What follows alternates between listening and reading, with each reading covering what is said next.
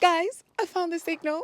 I found the signal. Piano love people. I mean, if you love my piano, you're gonna love this one. I have got the queen herself, the beautiful, amazing, talented, not to mention gorgeous. I mean, you look amazing. Thank you. And I mean, we have just watched you do the most amazing, incredible storytelling. Oh, thank you.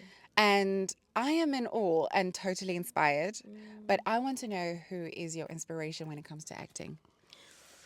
Ooh. Oh my. It's a difficult question to answer. I mean, you can go to, like popular names and, the people that, people would know. Yes. Shout out to Viola Davis. Oh, yeah. Or Denzel. You know what I'm saying? Yeah, of course. But I think we've seen some really great talents back at home. That's true. That have been quite inspiring.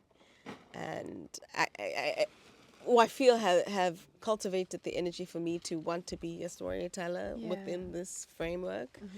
Even though I didn't think I could or I was capable of doing it. What? Oh no, I really didn't think so. I think because I have the greatest respect for actors. Yeah. And I'd done some acting work before, but I never called myself an actress because I felt like, to a degree, there was some disrespect, but the disrespect was not me claiming the title, but I felt like I wasn't studied and I didn't earn it. I hadn't done enough hours to call myself an actress. Wow. And so when I'd speak and someone was like, "No, you're an actress," I'm like, no, I've done some acting work, but like, I'm not an actress. So I really removed myself from that. But I think because of my sister, especially both my sisters, are actresses. So Amazing, by the way. that proximity, I think has been quite inspiring. I've drawn a lot of my strength from my sisters.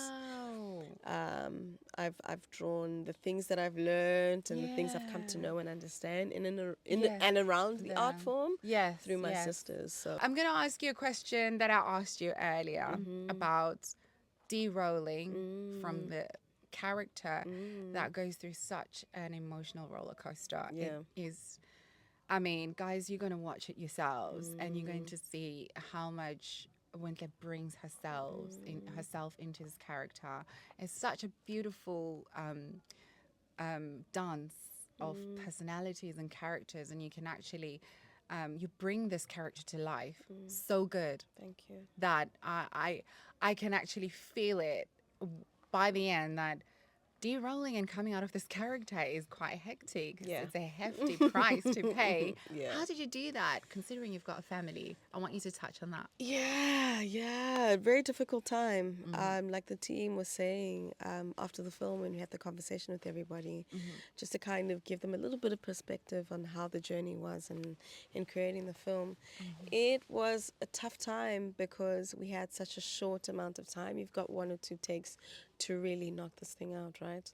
So that means that you immediately go through such an emotional roller coaster.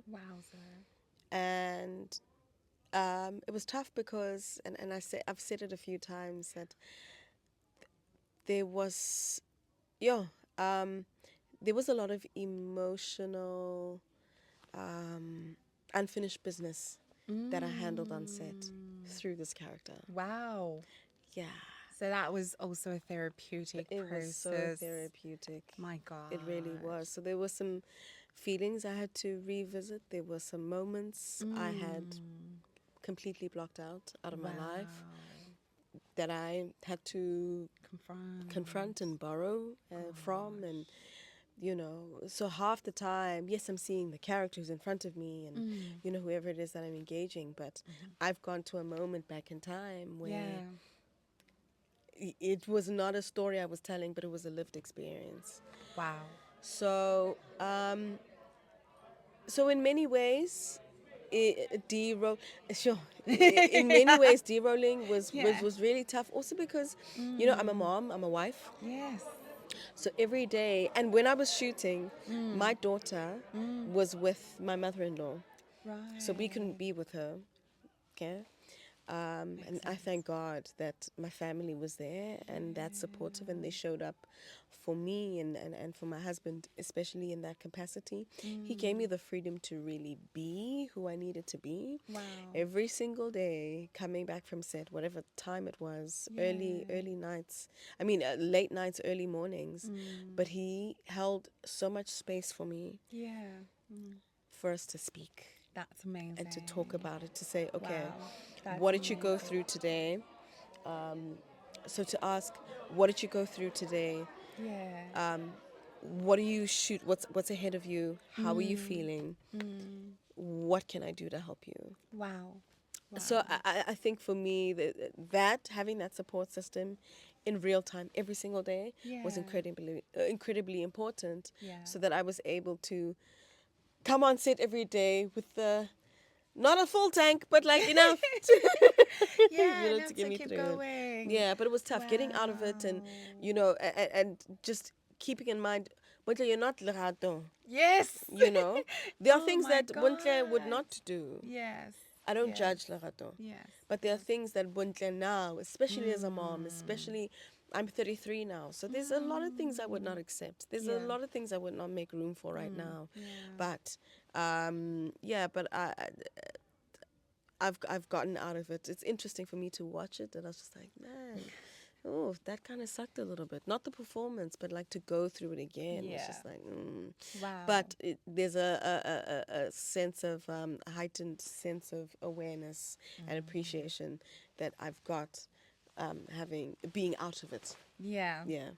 I mean, I know we have to go, but I am I am so excited that I've actually gotten a chance to speak to you, and watching this is quite so awe-inspiring, and I hope that this is definitely going to show young girls that are also aspiring to walk into Lerado's shoes and to be able to talk about, to have these conversations, because these are conversations that we really just kind of know of, but we only have them internally. We internalize all these conversations, but this is an opportunity to actually talk about them. And thank you to you to bringing this out, so now we actually can continue to talk about these.